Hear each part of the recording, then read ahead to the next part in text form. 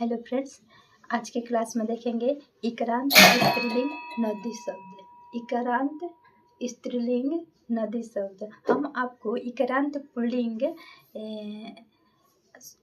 इकारांत pulling बता चुके हैं मुनि शब्द। ठीक है, आज हम इकारांत स्त्रीलिंग नदी शब्द बताएंगे। ठीक है, तो इधर हम लिखेंगे विभक्ति और इधर लिखेंगे वचन। ठीक है, तो लिखना शुरू कर रहे हैं। नदी, नभौ, नघ, नदीम, नघौ, नदी, नघा, नदीभ्याम, नदीभि, नघय, नदीभ्याम, नदीभ्य। इसमें ये कर्ता का चिन्ह भी डाल दिए हैं। ने को से का में है, बताए थे ना ट्रिक। ने को से अथवा द्वारा को के लिए ये पंचमी में से, षष्ठी में काके की, सप्तमी में पर और संबोधन में हरे, हे, अरे, अहो, अजी। ठीक है,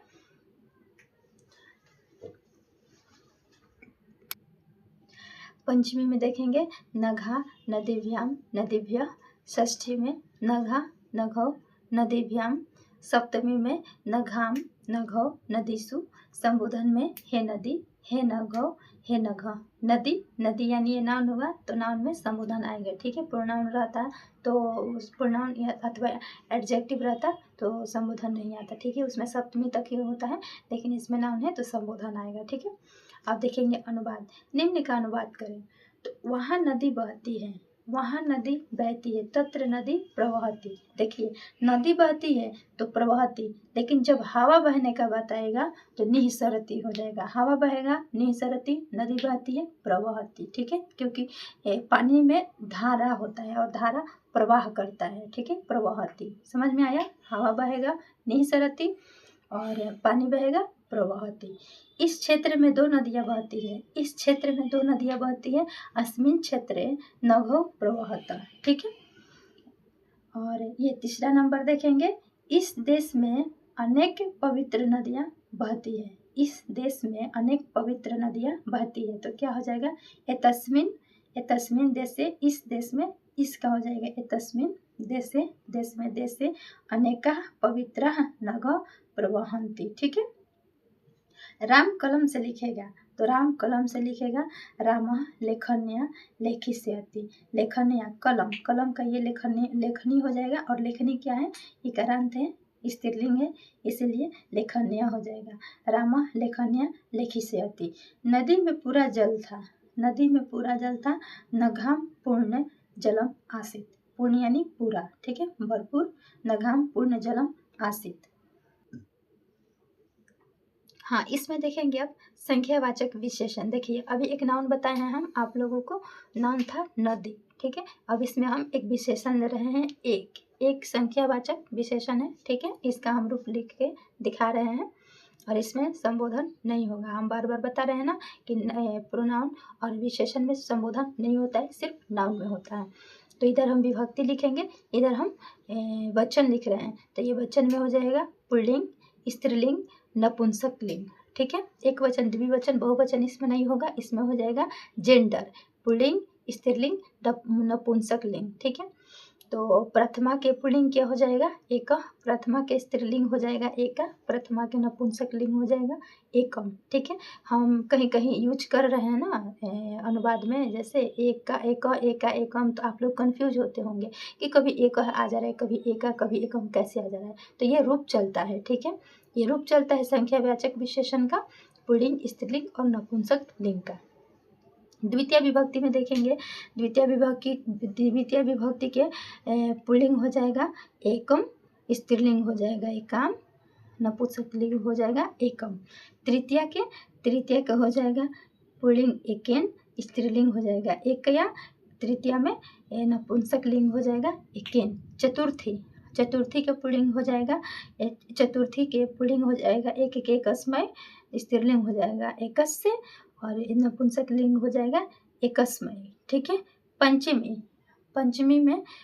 में देखेंगे पुल्लिंग हो जाएगा एकस्मात्, पंचमी की स्त्रीलिंग हो जाएगा एकस्या, पंचमी में नपुंसकलिंग हो जाएगा इसका क्या, एकस्मात्। ठीक है, एक बार इसको हम ऐसे पढ़ते हैं, एक, एका, एकम, एकम, एकाम, एको, एकम, एकेन, एकया, एकेन, एकस्मै, एकस्यै, एकस्मै, एकस्मात्, एकस्या, एकस्मात्, षष्ठी देखेंगे एकस्य एकयः एकस्य, सप्तमी में एकस्मिन् एकस्याम एकस्मिन्। ठीक है, अब इस पे अनुवाद देखेंगे। जब तक अनुवाद नहीं बनाएंगे तब तक ये रूप समझ में नहीं आएगा। तो पहले पुल्लिंग का बनाएंगे। ठीक है, पुल्लिंग, स्त्रीलिंग और नपुंसकलिंग तीनों का अलग अलग अनुवाद बनाएंगे ताकि समझ में आए। ठीक है, एक लड़का पढ़ता है, तो एक लड़का पढ़ता है, एकः बालकः पठति। ठीक है, मैं एक बालक को पढ़ाता हूँ, मैं एक बालक को पढ़ाता हूँ। देखिए ये बालक को द्वितीय विभक्ति की बात कर रहा है, एक को बालक को ऐसे भी बोल सकते हैं। अहम एकम बालकम पठामि। ठीक है, एक बालक से मित्रता है, एक बालक से मित्रता है, तो एकेन, एक से बालक से मित्रता है ऐसे भी बोल सकते हैं, लेकिन एक बालक से मित्रता है। एकेन बालकेन मैत्री अस्ति। मैं एक बालक को फल देता हूँ, तो मैं एक बालक को फल देता हूँ। अहम एकस्मै बालकाय फलम ददामि। ठीक है, यह एक बालक का घर है, तो यह एक बालक का घर है, क्या हो जाएगा, एतत् एकस्य बालकस्य गृहम् अस्ति। एक बालक में गुण है, एक बालक में गुण है, एकस्मिन् बालके गुणः अस्ति। एक, अब आप लोगों को पुल्लिंग बता दिए, एक पुल्लिंग। अब एक का स्त्रीलिंग रूप बता रहे हैं। ठीक है, स्त्रीलिंग पर आधारित अनुवाद पुल्लिंग पर बता दिए। तो एक लड़की गाती है, एक लड़की गाती है, एक का बालिका गायति। मैं एक लड़की को बुलाता हूँ, मैं एक लड़की को बुलाता हूँ। अहम एकाम बालिकाम आह्यामि। ठीक है, आह्यामी, आह्यामी यानी होता है बुलाना, यानी पूजा करते हैं ना देवी देवता को, तो उनका आवाहन क्या करते हैं, आह्यामी, स्थाप्यामी, पूज्यामी, धयामी बोलते हैं ना, तो ऐसे ही आह्यामी।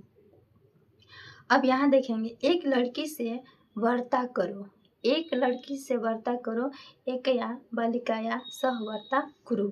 मैं एक लड़की को फूल देता हूँ, मैं एक लड़की को फूल देता हूँ। अहम एकस्मै बालिकाय पुष्पम ददामि। ठीक है, अब देखेंगे नपुंसक लिंग, नपुंसक लिंग पर आधारित अनुवाद। ठीक है, एक फल मीठा है, देखिए फल शब्द जो है ये नपुंसक लिंग में आता है। तो एक फल मीठा है, तो एकम फलम मधुरम अस्ति। मैं एक फल खाता हूँ, मैं एक फल खाता हूँ। अहम एकम फलम खादामि। एक फल से रस निकलता है, तो एकेन फलेन रस निर्गच्छति। ठीक है, मैं एक फल के लिए धन देता हूँ, मैं एक फल के लिए धन देता हूँ। अहम एकस्मै फलाय धनम ददामि। रस एक फल से आता है, रस एक फल से आता है। रसः एकस्मात् फलात् आगच्छति। होमवर्क, अब होमवर्क में दे रहे, होमवर्क में है 5 प्रश्न। ठीक है, आप लोगों को करना है। दो बालक घर जाता है। प्रश्न 1 है, 2 बालक घर जाता है। नंबर 2 है, 2 बालिकें विद्यालय जाती है। नंबर 3 है, सहेलियाँ नाचती है। नंबर 4 है, पेड़ से फल गिरता है। नंबर 5 है, वृक्ष पर बंदर बैठा है। इन 5 प्रश्नों को आप लोग को अनुवाद बनाना है। ठीक है, उम्मीद है आप लोगों को सारी बातें समझ में आई होगी। आज के क्लास में इतना ही। Bye bye, thank you.